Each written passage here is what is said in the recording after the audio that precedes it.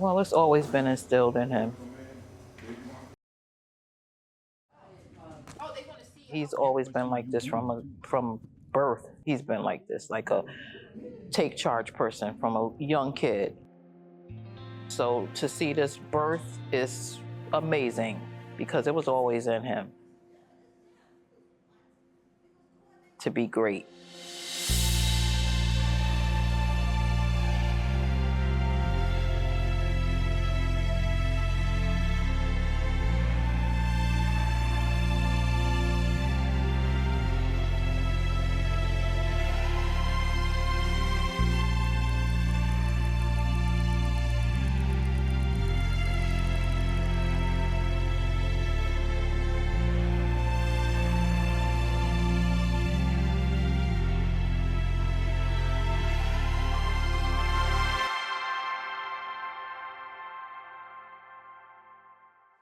Well, Marcus is my best friend. We met in prison about, I want to say 2016, 17 or so. And we really just connected, just like-minded, like spirit. You know, we were introduced and it was like automatic. Like we just saw eye to eye on so many things. It was like we would be thinking the same things and, you know, we would just have a conversation. It was always like we were always on the same page. And it was undeniable, you know, relationship. And this is my vice president, Babatunde. So can you share with us, you know, your perspective on the journey you and Marcus have been on from, you know, in prison to now partners in the outside world and friends? Well, it was inevitable, really. Like I said, I would be thinking something and he'd come out and actually say exactly what I may have been thinking or vice versa. And when I met Marcus, he always had books in his hand. So I was like, what are you reading? And he would always introduce me to a new book. And I'm like, okay. And he would say, read it. And I'd be like, no, I have other things to do. But he's like, no, read it. And he would press me and I'm like, okay. So and then we would build on that and then we would say, okay, we need to do something to change the trajectory of not only our lives, but the lives of everyone we're going to come in contact with after this.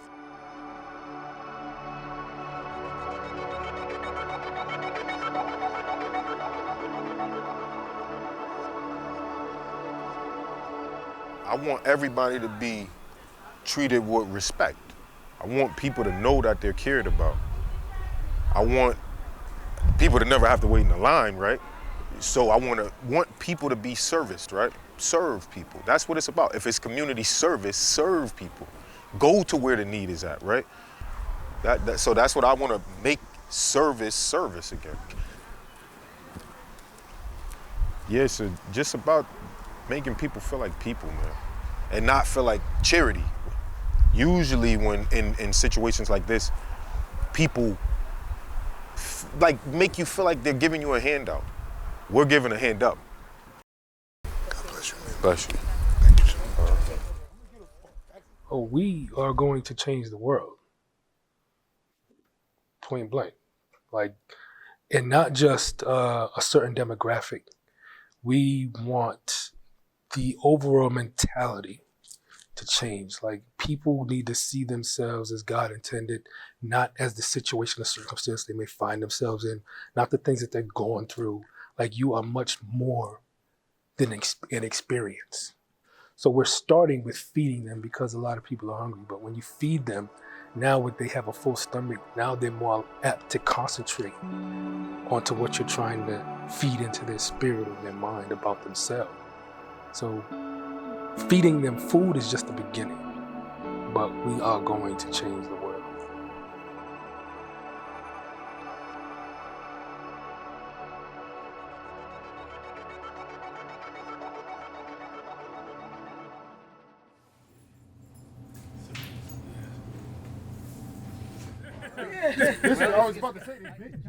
So I've known Marcus now for only 16 months.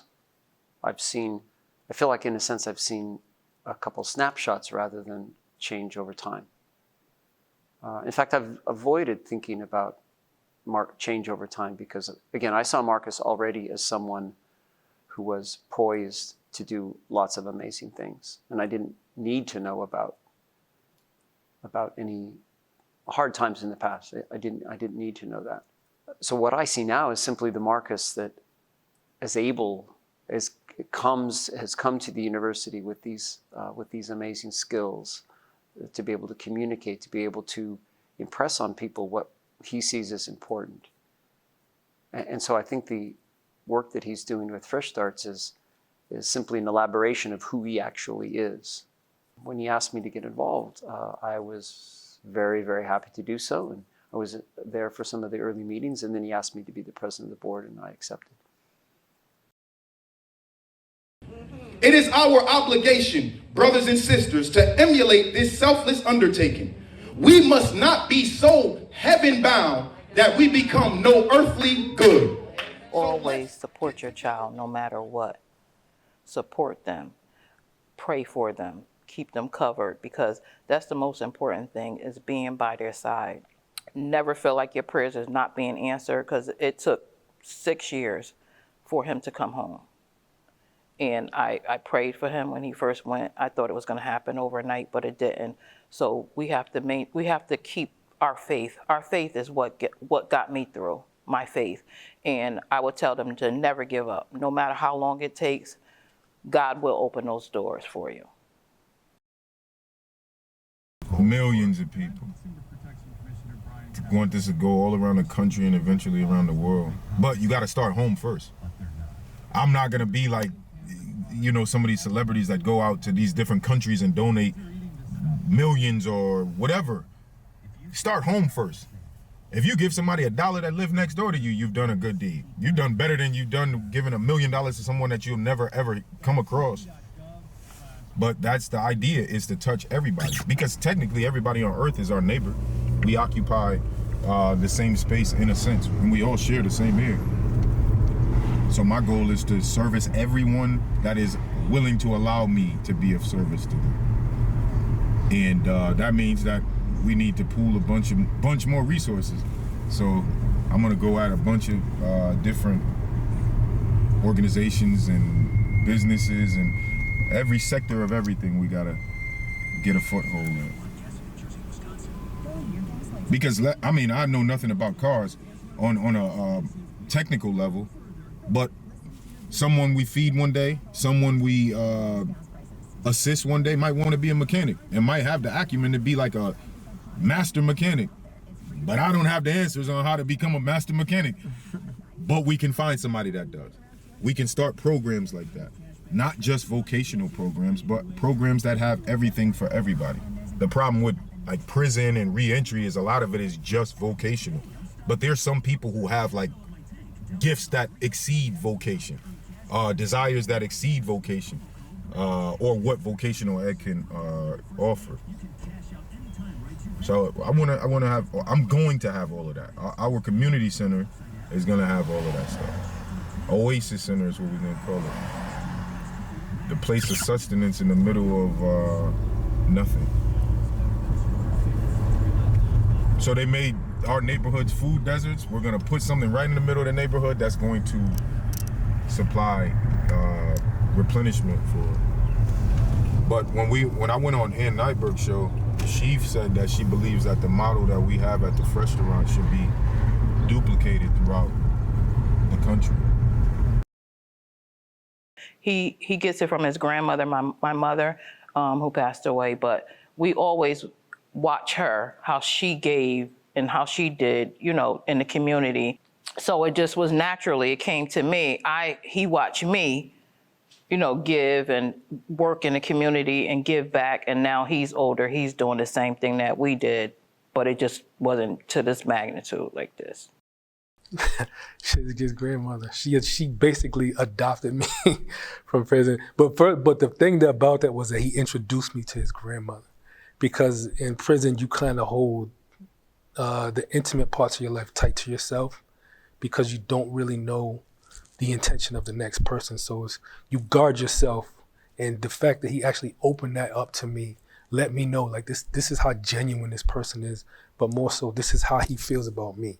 So he welcomed me into his actual life and not just someone I met in prison. So he shared his grandmother with me, and my grandmother had passed when I was very young. So her taking me in like that was like I had my grandmother all over again. And it was just, we became family.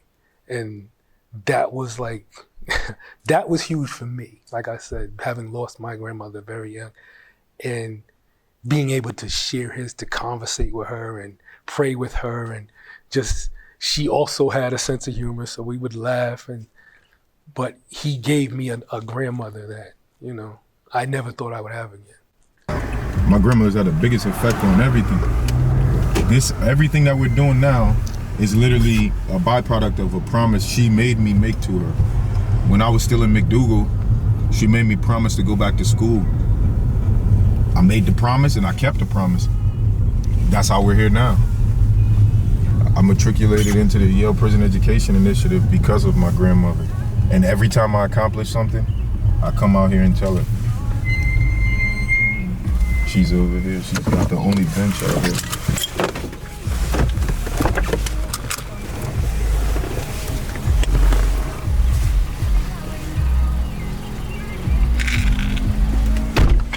My grandmother helped a lot of people, man.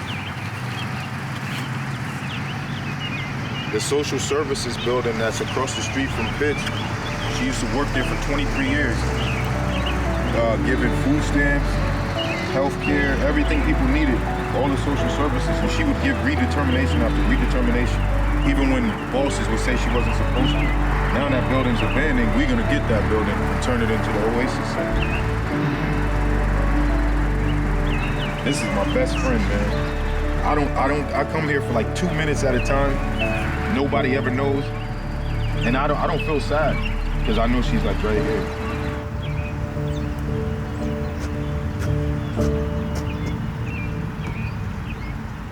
So the long-term goal for New Hallville Fresh Starts is to not be needed.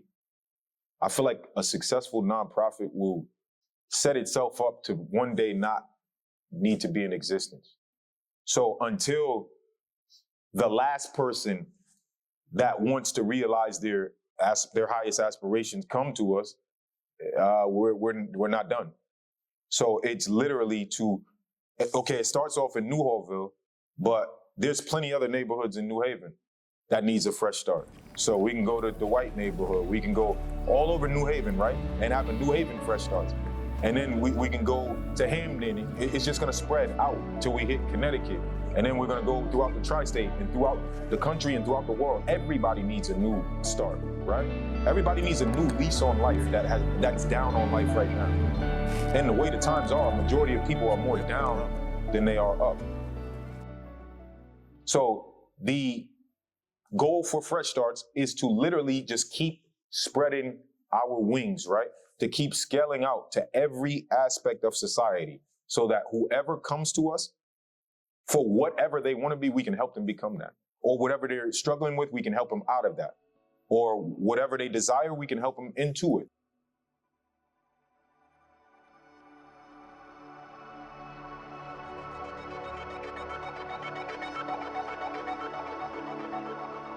How does it feel to see Marcus's success with Fresh and the positive impact it has had on the community? Knowing that you have played a part in supporting him so much. So, how do I feel? This is really about his work and about the work he's doing in the community. I kind of feel like I was just there at a propitious moment for me, and I could talk about other things that Marcus, in ways Marcus helped me and gave me opportunities. But with regard to his work, he's just poised to do these amazing things, and I just was there to see it get started. I was just glad to be there. So everything that we're doing right now was a conversation that we had in prison day after day, which was constant planning and plotting, saying, this is God's plan for us and we have to do it. There was no saying, we'll get to it. We had to start immediately, and that's exactly what we've done. I am very proud of him. And this is what I dreamed of for him, and I wanted him to come home, and I wanted him to have a fresh start. And he has, when he said he was going to do certain things, he's just blowing my mind. Like, everything he's doing is blowing my mind because I never expected for any of this to happen so quick.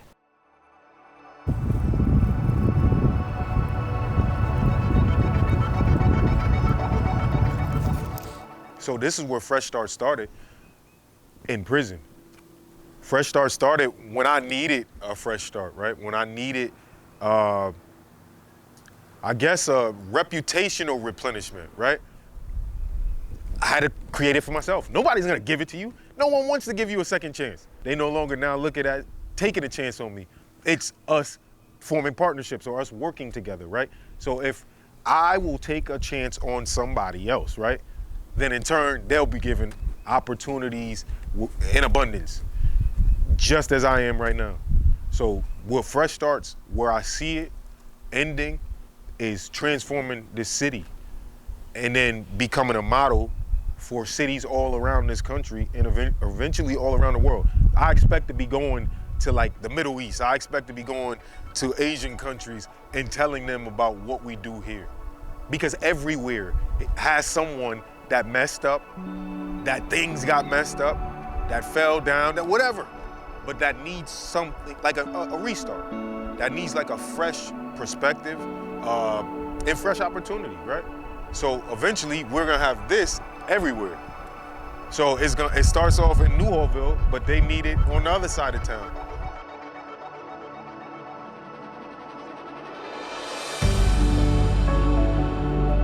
So wherever I'm able to be, I'm gonna eradicate the need for help. So that's what Fresh Starts is gonna do.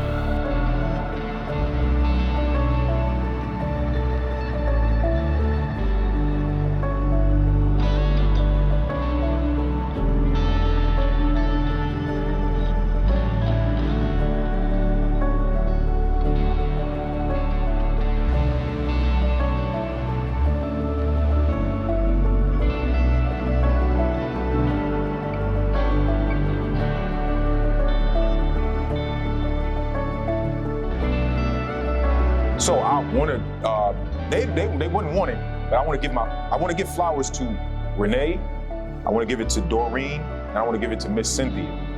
Adam is already, he's getting more than flowers. He doesn't like attention neither, but without those 4 individuals that I just named, this would not happen, right? We have other people that support it now, but before it was even an it to support, they believed in it. So they need to be like raised up because Fresh Starts wouldn't happen without them. So for me, they're like an extension of myself.